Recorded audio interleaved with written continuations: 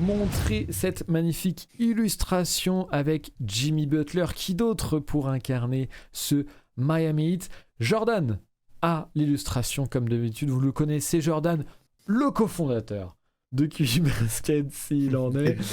Cofondateur qui aura hésité avec la version Karen de Jimmy Butler qu'on a eu. La version emo, que dis-je, la version Karen, Oui, la version emo. Respecte-le un peu quand même. Oui, c'est vrai. Non, c'est vrai. Karen aurait été un petit peu trop violent.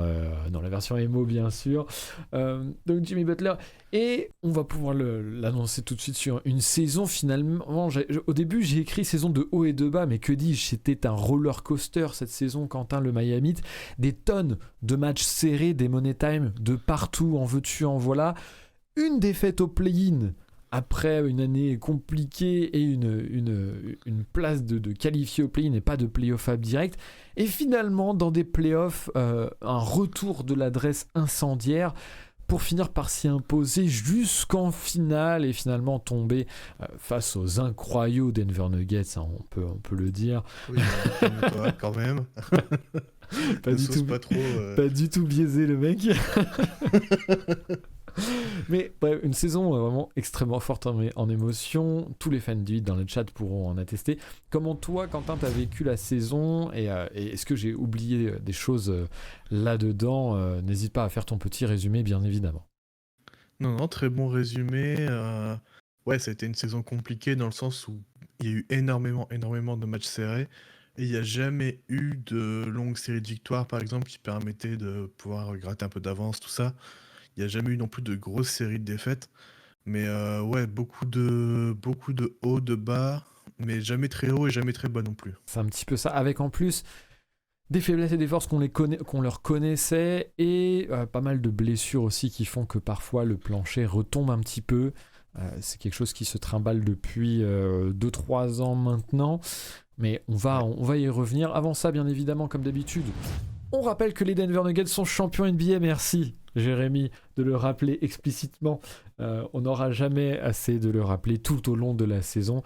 Excusez-nous, et puis comme ça, tous les nouveaux apprendront que je suis fan de Denver, tout comme la moitié du site de QI Basket. Hein. On peut le dire comme vous le voyez. Rapidement, le in and out, le point sur le roster, les arrivées, les départs, comme chaque preview, c'est la règle, vous la connaissez maintenant. Arrivée de Josh Richardson, de Thomas Bryant, de Remy Raquest Jr., d'RJ Hampton, de Drew Smith.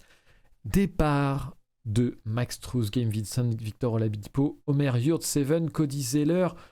Bien sûr, le grand narratif de cet été, ça a été la venue ou pas de Damian Lillard. Vous le voyez, bien sûr, Damian Lillard n'est pas arrivé au Miami Heat, malgré tous les cris de Bamzerito sur Twitter et IRL, je n'en doute pas. Et une non-arrivée plutôt, d'autant plus dommageable que les départs de Max Strus, de Gabe Vincent, mais aussi de Oladipo font du mal à l'arrière et sur la création, l'initiation.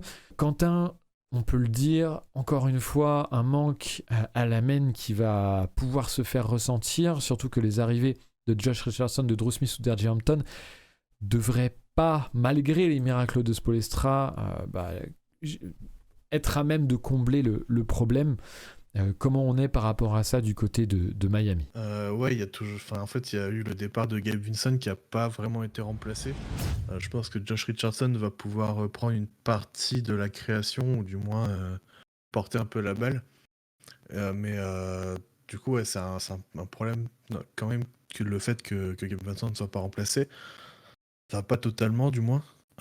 C'est pareil un peu pour Max Strus, mais là, c'est dans un autre profil. Parce que Max Strus était pas un créateur direct, mais pouvait créer de par ses mouvements sans ballon.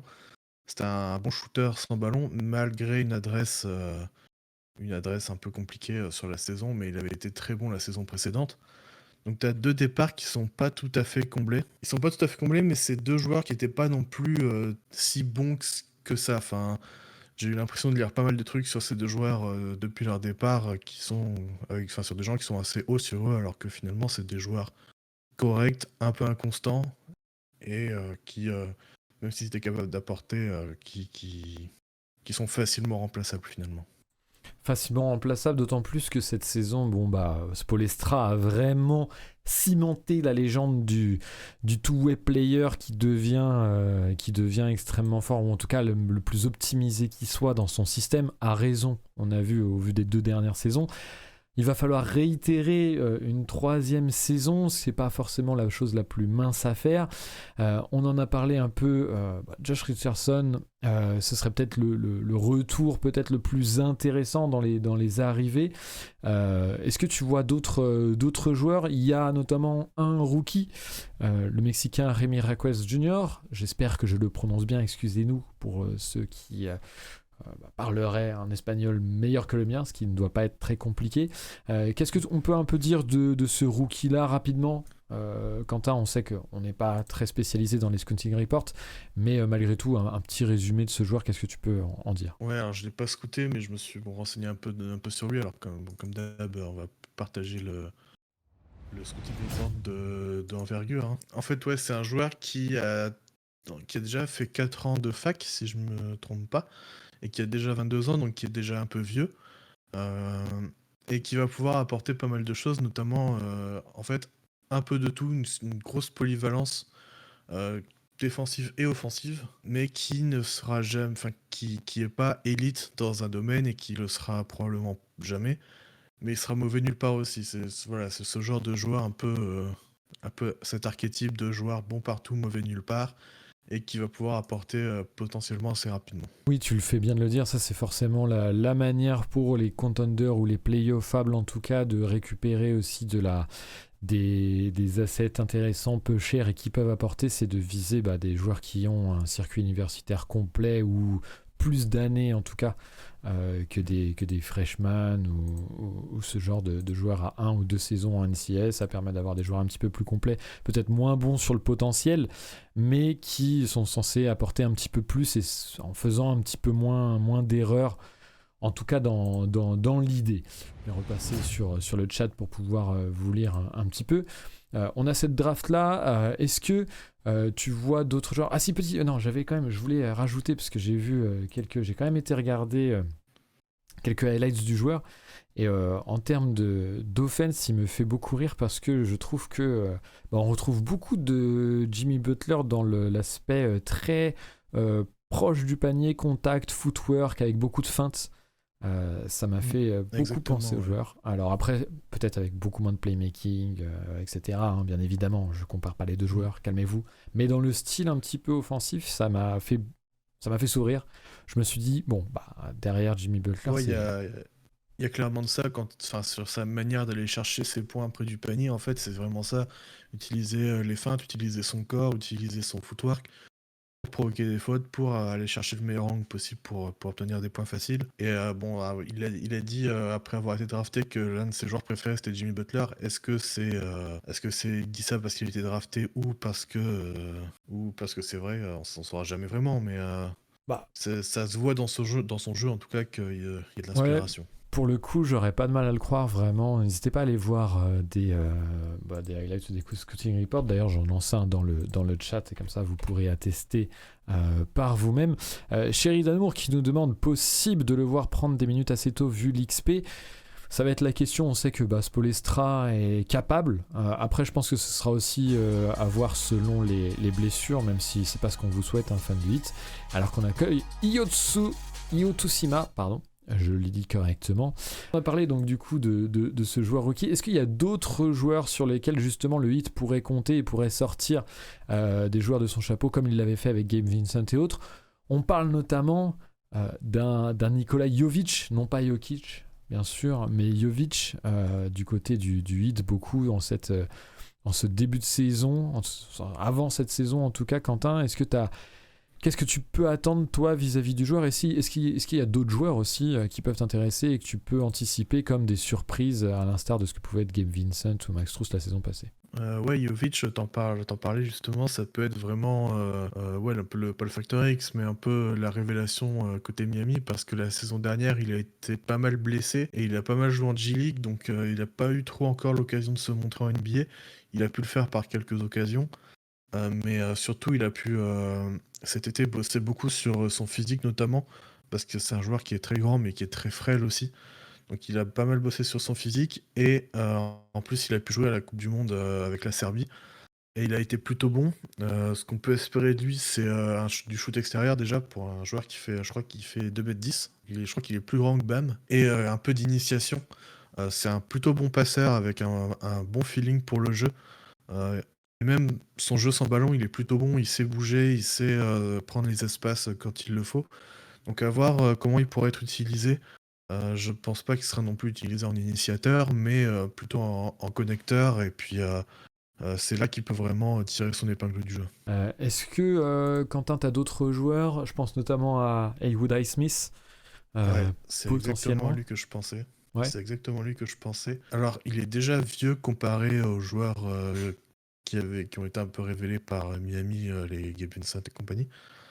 Mais il a un vrai bon potentiel défensif, que ce soit avec ou sans ballon. En fait, c'est un joueur qui est vraiment intelligent dans tous ses mouvements, que ce soit en attaque ou en défense. En attaque, il comprend très bien, quand est-ce qu'il peut cut, il comprend très bien, en fait, tout le mouvement, tout le système de Spoelstra et ça lui permet d'obtenir pas mal de points sur cut. On l'a vu, que ce soit en finale ou en finale de conférence quand il a commencé à avoir des minutes, qu'il pouvait très bien, scorer en fait, facilement juste en lisant le jeu et défensivement, il va être très bon aussi, que ce soit sur l'homme, que ce soit off ball. Il a été très souvent utilisé sur la zone, en haut parce qu'il est assez grand, il a des longs bras et du coup, c'est ce que Spo adore faire sur la zone plutôt que de mettre les petits devant. Il met, ceux avec les longs bras pour, gêner au maximum les pénétrations. Tu m'arrêtes si je me trompe, mais c'est un peu la manière d'apporter peut-être pour ce genre de joueur qui est peut-être plus frustre offensivement qu'il ne l'est défensivement. C'est plus là son point faible, son point fort par contre la défense, et donc du coup de vraiment être utilisé comme un finisseur qui exploite les espaces, notamment libérés par Jimmy Butler, qui peut attirer beaucoup dans le jeu intermédiaire, on le sait, et qui est capable de passer ensuite. C'est un peu ce genre de profil. Je sais pas, tu me Ouais, c'est confirmes ou ça. pas? Après, faudra voir pour son tir à 3 points. Ça avait très mal démarré quand il avait pu jouer, en début de saison. Puis après, ça s'est un peu stabilisé. Il a réussi à tirer avec des bons pourcentages. Donc, ça va être aussi un point pour son plafond au final et son temps de jeu. C'est s'il commence à rentrer à 37-38% de ses 3 points, sur un volume de Ouais. 3-4 tirs par match. Là, ça va être vraiment, intéressant. Il va pouvoir être reconnu comme un très bon, 3&D. Il est au centre de la zone 1-3-1 avec le petit Gabe en essuie-glace et Haywood en fixe tête de raquette, nous dit Guillaume. On le sait de toute façon, hein, cette identité défensive de la part du Heat extrêmement fort. Si vous n'avez pas vu les finales, ça a été une masterclass de schémas tactiques défensifs différents. Alors après, Jokic et Jokic est ce qu'il est, et ça empêche un petit peu de vraiment trouver quelque chose d'efficace sur le long terme. Mais du coup, pour ce coup-là, vraiment, les dernières finales valent le replay parce que vraiment, c'était magnifique de ce point de vue-là. On a fait les départs arrivés, mais on n'a pas fait le roster à proprement parler. On va en reparler rapidement. Meneur, Kyle Lowry, Drew Smith et R.J. Hampton, vous l'aurez compris. Arrière, Tyler Hero, Josh Richardson, Duncan Robinson. Que finalement, des hitless dans l'âme depuis longtemps, même si Josh Richardson aura fait des allers-retours dans la ligue avant de revenir. Au poste d'ailier, Jimmy Butler, Remy Rakos Jr., donc Caleb Martin. Au poste d'ailier fort, Kevin Love, Haywood Highsmith, Nikola Jovic. Au poste de pivot, Bam Adebayo, Thomas Bryant, Orlando Robinson. On l'a vu, on a déjà un petit peu parlé. Un manque clair sur le poste de meneur et une disparité de profil qui tend plus vers le front de court. On a des joueurs qui peuvent être alignés sur le front de court, avec un Jimmy Butler notamment, et un Jimmy Butler et un Caleb Martin qui peuvent aussi être alignés en 4, au poste 4, au poste d'ailier fort. Peut-être un petit manque de taille, mais ça, comme d'habitude. C'est une preview qui est signée Cam et Quentin en double main. C'est une preview qui a été un petit peu rapide à écrire parce que finalement, l'impression que l'équipe n'a pas énormément changé et qu'elle garde les mêmes forces mais aussi les mêmes faiblesses. Si vous ne le savez pas, pour ceux qui ne connaîtraient pas bien peut-être le Miami Heat, on a une équipe qui a avant tout une identité défensive avec son ancrage Bam Adebayo, pas encore Deepoy, mais ça ne serait tardé, lui qui est dans le top 5 tous les ans depuis 5 ans. Excusez-moi, un fan du Heat, mais je dois le mentionner comme tel. Et puis bien sûr... Tu rigoles, mais c'est le seul, je crois que sur les 4 dernières années, c'est le seul à être dans le top 5 chaque année. Oui, ça m'étonne pas du tout. Tu vois, je l'ai dit un peu en mode comme ça, mais je vois que Demsao, en plus, Demsao qui envoie des punchs à tel point que la modération me demande si je dois autoriser ton commentaire. Remets-toi en question. Voilà, c'est tout ce que j'aurais à te dire. Attention, tu sais que Quentin a le ban facile. C'était une fois pour tester, abuse pas. Non, J'ai ban personne depuis. Mais par contre, tu as banni Crime de lèse-majesté Guillaume, hein, il n'en s'est toujours pas Non, remis. ça c'est toi. Tu nous auras pas. Je disais donc, autour de Bam Adebayo, l'identité défensive du Heat, avec aussi bien évidemment Jimmy Butler, mais tous les autres finalement joueurs du Heat ont un plancher défensif assez élevé. Quand ils ne l'ont pas, ils ne jouent plus, n'est-ce pas? Duncan Robinson, qui a vu son temps de jeu à un moment très fortement cuté, notamment dans les playoffs, puisque ça, c'est une faiblesse à ce niveau-là. Et donc, une identité défensive assurée, qui ne devrait pas bouger, qui devrait apporter, comme chaque fois avec le Heat et Spoelstra. Par contre, une offense qui finalement dépend énormément de la variance à 3 points, et la saison dernière était vraiment la prime example de ça, puisqu'on a vu à quel point il y avait la différence entre la SR et les playoffs, où l'adresse à 3 points a remonté d'un coup, et on a vu à quel point ça avait servi le Heat et qui a pu justement aller jusqu'en finale grâce à ça. Est-ce que tu vois des façons d'améliorer ça, Quentin? Est-ce que tu as des espoirs d'améliorer ça? Est-ce que c'est vraiment immuable? Est-ce qu'on va se retrouver avec le même hit finalement que les années précédentes?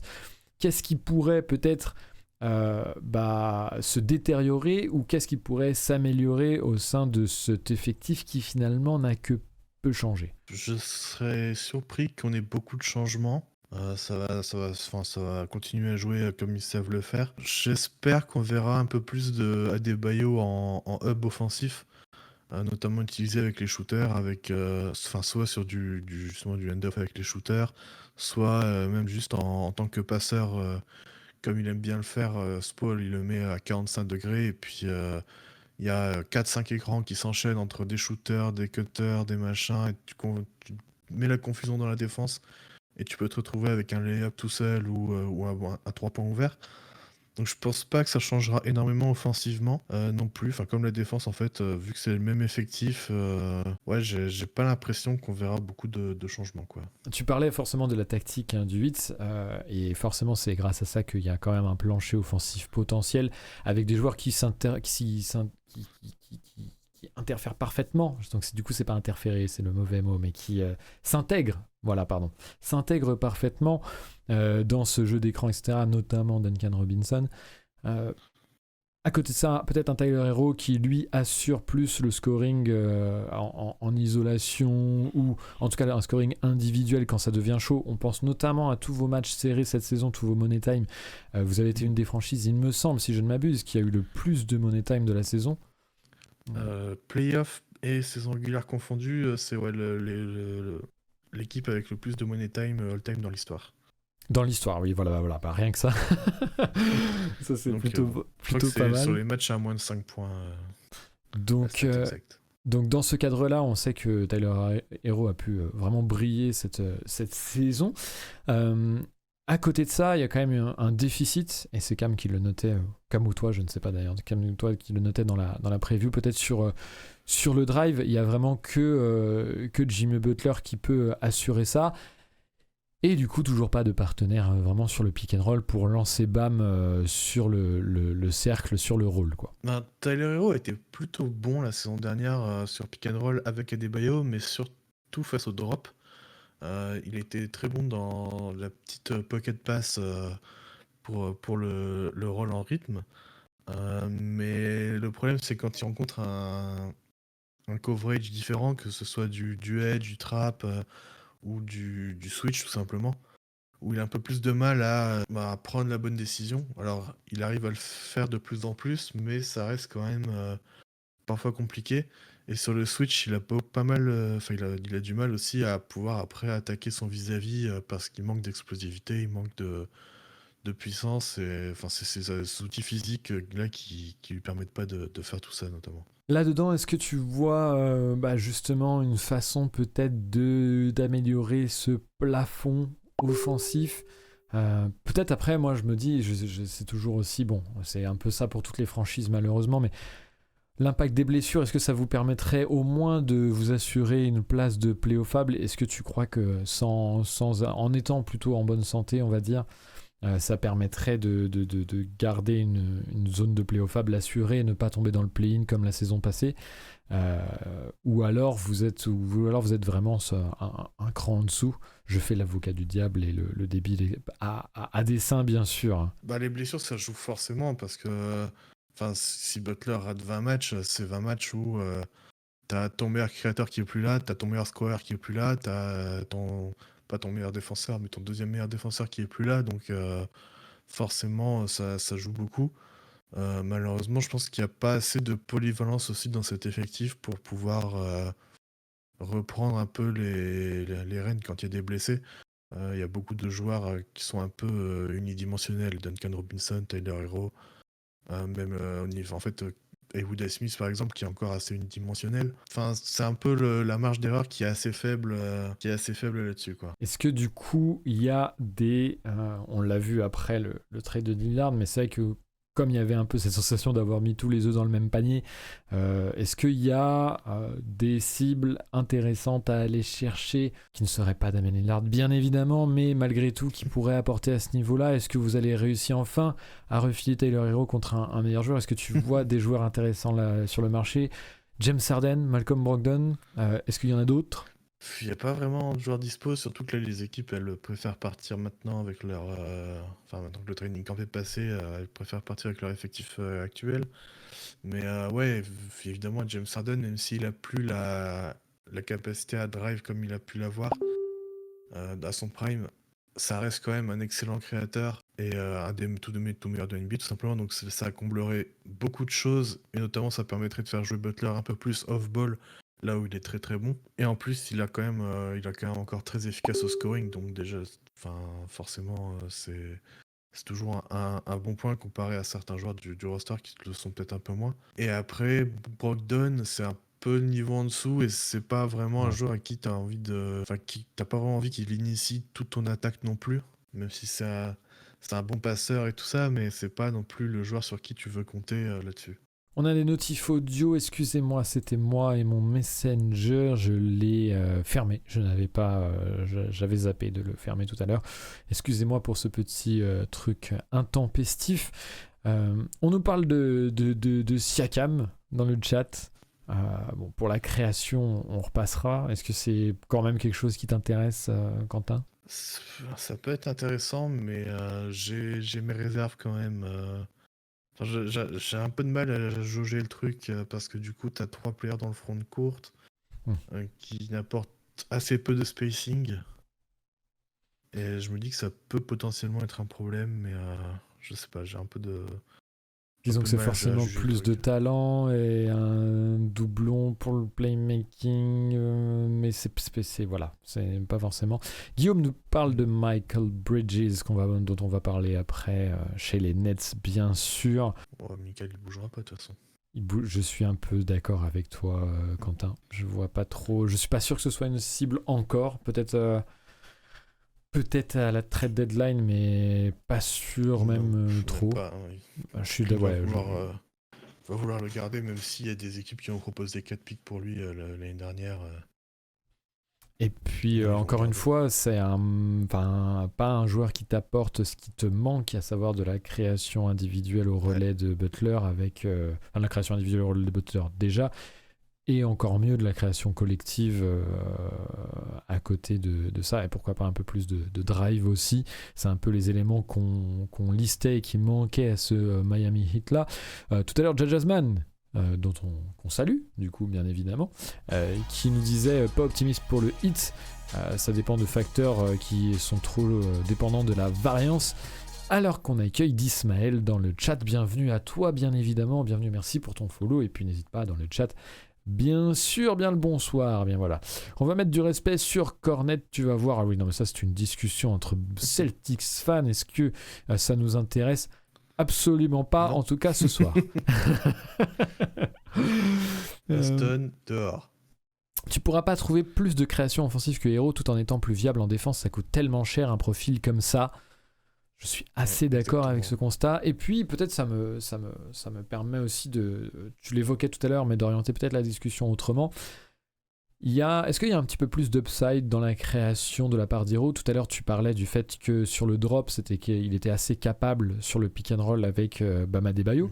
C'est vrai que c'est pas forcément quelque chose qu'on a beaucoup vu en termes de fréquence. J'ai l'impression, tu me confirmeras ou m'infirmeras, le pick and roll purement entre Tyler Hero et Bam Adebayo. Est-ce que tu le vois potentiellement faire des progrès sur la création ou c'est quelque chose qui te semble compliqué ? Je pense pas que ce soit impossible.